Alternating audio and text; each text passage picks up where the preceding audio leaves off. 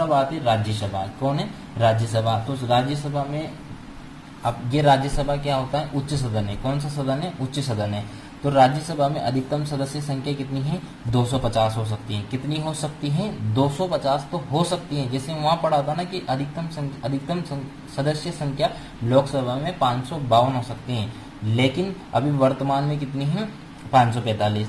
लेकिन राज्यसभा में वर्तमान में कितनी सदस्य संख्या है? 245। फिर वही बात कि इनका निर्वाचन करेंगे, इनका चुनाव करेंगे। तो राज्यसभा का चुनाव अप्रत्यक्ष रूप से भारत के विभिन्न राज्यों की विधानसभाओं के द्वारा किया जाता है। अब इनका चुनाव जनता द्वारा नहीं किया जाता, इनका चुनाव प्रत्यक्ष रूप से जनता द्वारा नहीं किया जाता। अप्रत्यक्ष रूप से जो सदस्य विधायक जीतकर विधानसभाओं में गए थे, उनके द्वारा राज्यसभा के सदस्यों का चुनाव किया जाता है। अब किया जाता है में चुनाव एकल संक्रमण मत प्रणाली के द्वारा किए जाते हैं। 233 सदस्य विभिन्न राज्यों से तथा 12 सदस्य राष्ट्रपति अपनी पसंद से मनोनीत करता है। ये मनोनीत सदस्य कला, साहित्य, वाणिज्य, खेल, विज्ञान आदि के क्षेत्रों से लिए जाते हैं। तो लोकसभा में क्या था कि वहां तो 543 सदस्य तो जनता के द्वारा चुने जाते थे और 2 सदस्य राष्ट्रपति के द्वारा मनोनीत किए जाते थे। लेकिन यहाँ पर 243 सदस्यों में से 233 सदस्य तो विधानसभाओं के द्वारा अप्रत्यक्ष रूप से चुने जाते हैं, लेकिन 12 सदस्य राष्ट्रपति के द्वारा मनोनीत किए जाते हैं। तो निर्वाचित होना ये अलग है, और जिनके लिए वोटिंग होती है वह निर्वाचित सदस्य होते हैं, और जिनके लिए वोटिंग नहीं होती वह मनोनीत सदस्य होते हैं। वो मनोनीत सदस्य राष्ट्रपति अपनी पसंद से चुनता है। योग्यताएं, अब इनकी योग्यताएं क्या क्या योग्यताएं होगी? तो राज्यसभा की योग्यताएं निम्नलिखित हैं। वही बात है कि वो क्या होना चाहिए? वो भारत का नागरिक होना चाहिए। वो क्या होना चाहिए? भारत का नागरिक होना चाहिए। उसकी उम्र 30 वर्ष या फिर उससे अधिक होनी चाहिए। 30 वर्ष या उससे अधिक होनी चाहिए। उसके स्थान वो सरकार की किसी भी लाभ के पद पर कार्यरत नहीं होना चाहिए। तीसरा पॉइंट है इनका कार्यकाल। तो राज्यसभा का कार्यकाल 6 वर्ष का होता है। लोकसभा का कार्यकाल कितना था? 5 वर्ष का था। लेकिन वो लोकसभा एक अस्थायी सदन है। लोकसभा क्या है? एक अस्थायी सदन है। लेकिन राज्यसभा एक स्थायी सदन है। राज्यसभा क्या है? एक स्थायी सदन है। लोकसभा को प्रधानमंत्री की सलाह से राष्ट्रपति के द्वारा समय से पहले भी भंग किया जा सकता है, लेकिन राज्यसभा को कोई भी भंग नहीं कर सकता। तो ये क्या होता है? ये एक स्थायी सदन है। तो आपसे कोई नहीं पूछे कि स्थायी सदन कौन सा है और अस्थायी सदन कौन सा है। तो अस्थायी सदन लोकसभा है और स्थायी सदन राज्यसभा है। तो राज्यसभा का कार्यकाल 6 वर्ष का होता है, लेकिन इसके सदस्य हर 2 वर्ष में 1/3 सदस्य सेवानिवृत्त हो जाते हैं और उनके स्थान पर नए सदस्य आ जाते हैं। अब जैसे लोकसभा में भी अध्यक्ष था, उपाध्यक्ष था, यहाँ पर भी क्या होगा? यहाँ पर अध्यक्ष और उपाध्यक्ष नहीं होते। यहाँ पर क्या होते हैं? राज्यसभा में 2 पदाधिकारी होता है। एक तो होता है सभापति और दूसरा होता है उपसभापति।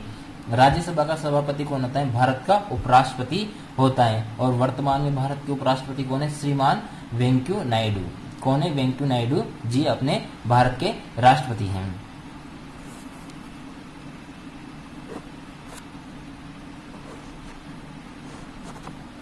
अब आगे है उपराष्ट्रपति का कार्यकाल 5 वर्ष का होता है, जबकि सभापति का कार्यकाल 6 वर्ष का होता है। उपसभापति राज्यसभा के सदस्यों में से बनाया जाता है। तो उपराष्ट्रपति का कार्यकाल वैसे तो कितने साल का होता है? 5 वर्ष का होता है, जबकि सभापति का कार्यकाल कितने का वर्ष का होता है? 6 वर्ष का होता है। और उपसभापति राज्यसभा के सदस्यों में से ही बनाया जाता है। अब है संसद की क्या क्या शक्तियां होती हैं कि संसद में आखिर संसद का काम क्या है? संसद में 2 सदन होते हैं, एक तो लोकसभा, एक राज्यसभा।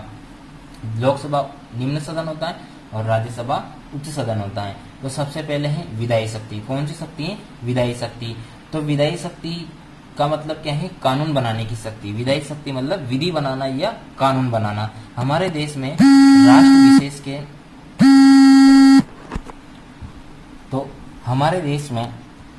राष्ट्र विशेष के महत्व पर कानून बनाने का अधिकार संसद को होता है। हमारे देश में कानून बनाने की शक्तियों को 3 सूचियों में बांटा गया है। एक तो 3 संघ सूची, जिस पर कौन कानून बनाएगा? केंद्र सरकार कानून बना सकती है। जबकि राज्य सूची के विषयों पर कौन कानून बनाएगी? राज्य की जो राज्य में सरकार है वह कानून बनाएगी।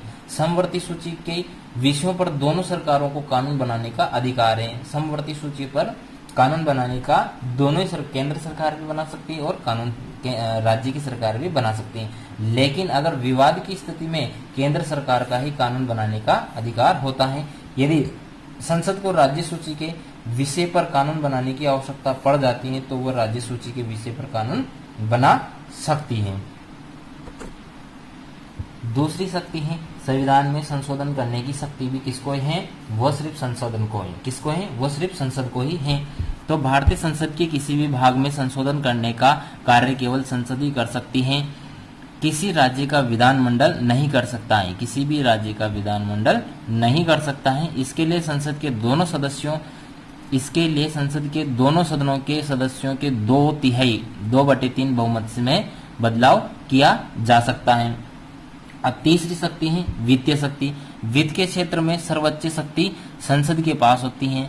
प्रत्येक वर्ष केंद्रीय वित्त मंत्री, जो अभी कौन है? श्रीमती निर्मला सीतारमण। कौन है? श्रीमती निर्मला सीतारमण, जो अपने केंद्रीय मंत्री हैं। बजट तैयार करके उसे सर्वप्रथम लोकसभा में प्रस्तुत किया जाता है। लोकसभा की स्वीकृति के बिना एक भी पैसा खर्च नहीं किया जा सकता है। चौथी शक्ति है प्रशासनिक शक्ति, कार्यपालिका। तो संसद के दोनों सदनों के सदस्य मंत्रिमंडल के सदस्यों से प्रश्न पूछ सकते हैं। संसद के दोनों सदनों के सदस्य मंत्रिमंडल के सदस्यों से प्रश्न पूछ सकते हैं और मंत्रियों को प्रश्न का उत्तर देना पड़ता है। लोकसभा के सदस्य मंत्रियों से प्रश्न भी पूछ सकते हैं और उन्हें हटा भी सकते हैं, जबकि राज्यसभा मंत्रियों से केवल प्रश्न पूछ सकते हैं लेकिन उन्हें हटा नहीं सकते हैं। अब है पांचवी शक्ति, निर्वाचन से संबंधित क्या क्या शक्ति होती है? तो संविधान के अनुच्छेद 54, कौन सा? संविधान के अनुच्छेद 54 के अनुसार संसद के दोनों सदन के निर्वाचित सदस्य राष्ट्रपति के चुनाव में भाग लेते हैं। किसके चुनाव में भाग लेते हैं? चुनाव में भाग लेते हैं राष्ट्रपति के। निर्वाचित सदस्य कौन होते हैं? जो जनता के द्वारा प्रत्यक्ष रूप से चुने गए हैं, वह निर्वाचित सदस्य राष्ट्रपति के चुनाव में भाग लेते हैं। अनुच्छेद 66 के अनुसार संसद के दोनों सदनों के सदस्य राष्ट्रपति के चुनाव में भी भाग लेते हैं। अनुच्छेद 66 के अनुसार संसद के दोनों सदनों के सदस्य राष्ट्रपति के चुनाव में भी भाग लेते हैं।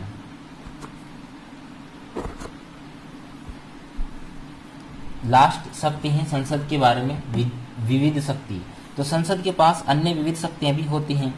संसद के दोनों सदन अपने 2/3 बहुमत के प्रस्ताव द्वारा राष्ट्रपति पर महाभियोग लगाकर उसे हटा सकते हैं। संसद के दोनों सदन जिसमें लोकसभा भी आएगी और राज्यसभा भी आएगी, अपने 2/3 बहुमत के प्रस्ताव द्वारा राष्ट्रपति पर महाभियोग लगाकर उसे हटा भी सकते हैं। संसद के दोनों सदन भारत के उपराष्ट्रपति को भी हटा सकते हैं, लेकिन उपराष्ट्रपति को हटाने का प्रस्ताव सबसे पहले कहां पर लाया जाएगा? राज्यसभा में। क्यों लाया जाएगा? क्योंकि वह राज्यसभा का पदेन सभापति होता है, इसलिए सबसे पहले प्रस्ताव कहां लाया जाएगा? राज्यसभा में लाया जाएगा। उसके बाद ये प्रस्ताव कहां पर लाया जाएगा? लोकसभा में लाया जाएगा। तो ये अभी अपन ने आज क्या पढ़ी? संघीय व्यवस्थापिका। क्या पढ़ी? संघीय व्यवस्थापिका। संघीय व्यवस्थापिका में क्या क्या है? संसद है और संसद के कितने सदन हैं? 2 सदन है, लोकसभा और राज्यसभा। लेकिन संसद के अंग कितने हैं? अंग 3 होते हैं, लोकसभा, राज्यसभा और राष्ट्रपति। कौन होते हैं? लोकसभा, राज्यसभा और राष्ट्रपति। ये संसद के 3 अंग होते हैं। तो आज अपन ने यहाँ तक पढ़ लिया है कि संसद संघीय व्यवस्थापिका में पढ़ लिया है और अब अपन नेक्स्ट टॉपिक पढ़ेंगे कार्यपालिका। वो अपन अगले लेक्चर में पढ़ेंगे। आज के लिए यहाँ तक ही। धन्यवाद।